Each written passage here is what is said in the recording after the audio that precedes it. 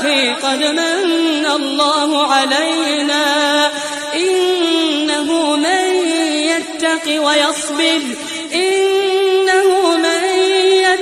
ويصبر فإن الله لا يضيع أجر المحسنين قالوا تالله لقد آثرك الله علينا وإن كنا لخاطئين قال لا تثريب عليكم اليوم يغفر الله لكم وهو أرحم الراحمين اذهبوا بقميصي هذا فألقوه على وجه أبي يأت بصيرا وأتوني بأهلكم أجمعين